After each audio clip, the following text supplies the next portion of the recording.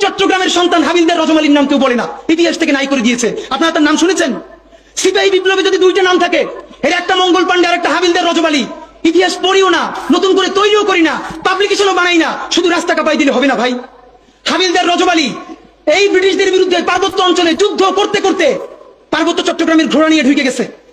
একটা সময় সঙ্গীহারা হয়ে গেছে, ব্রিটিশদের কাছে জীবন দিবে না, এই জন্য তিনি চিরতরে পার্বত্য চট্টগ্রামের ভিতরে ঢুকে গেছে, আর ব্যাক করেন নাই। তিনি মনে করেছেন যুদ্ধ করতে করতে প্রয়োজনে হারাইয়া যাব, তবু আমার স্বাধীন জীবন ব্রিটিশ বেনিয়াদের কাছে হত্যা হইতে দিব না। সেই হাবিলদার রজমালির সন্তান এই বীর চট্টলা। আমাদের ইতিহাস তো আমরা জানি না।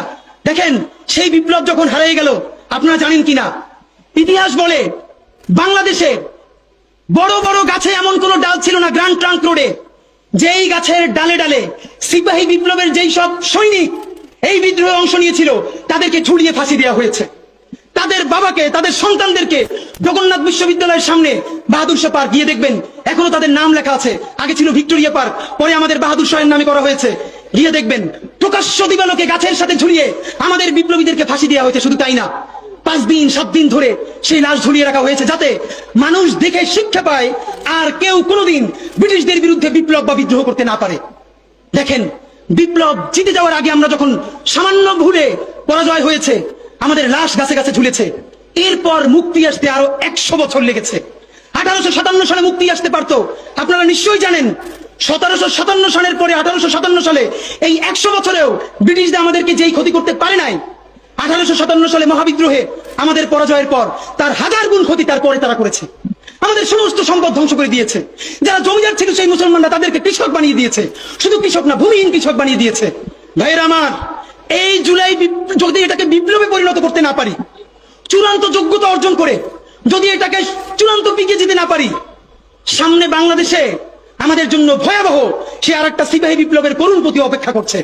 আপনারা অনেকে ভাবতেছেন এইটাও কি সম্ভব? জামাতের ভাইয়েরা অনেকে বুঝে না, বলে কি করে সম্ভব। মনে করাই দেই, শহীদ নিজামী মুজাহিদ সাহেবেরা মন্ত্রী হিসেবে সর্বশেষ যখন সম্ভবত 2006 বা 2007 মন্ত্রী ছিলেন, বলেন তো তার কয় বছর পর তাদেরকে ফাঁসি দেওয়া হইল? 10 বছরও লাগে নাই। রানিং ফুল মন্ত্রী ছিল, লক্ষ লক্ষ মানুষ তাদের সাথে ছিল, তাদের মন্ত্রণালয় একটা পয়সার দুর্নীতি বের করতে পারে নাই। 10 বছরের মধ্যে মন্ত্রিত্বের পর তাদেরকে ফাঁসি দেওয়া শুধু হয় নাই, তাদের সন্তানরা তাদের জানাজাটা পর্যন্ত করতে পারে নাই। সংখ্যা দিয়ে হয় না ভাই, কোটি কোটি মানুষ দিয়ে সবকিছু হয় না। আজকে আপনারা প্রথম আলোর বিরুদ্ধে বলেন, এই যে আসার সময় বলতেছিলাম শায়েকরে, প্রথম আলোর প্যারালাল কাছাকাছি একটা পত্রিকা কি আমরা দাঁড় করাইতে পারছি? অনেকে বলে আমার দেশের কথা, আজকে শুধু বলি, পরশু জানলাম প্রথম আলোর 10 ভাগের 1 ভাগ বিনিয়োগ এবং আর্থিক সংগতি আমার দেশের নাই। 5 কোটি টাকা হইলে আমার দেশে একটা নতুন প্রেস কিনতে পারে, তাইলে পত্রিকাটা ঠিক মতো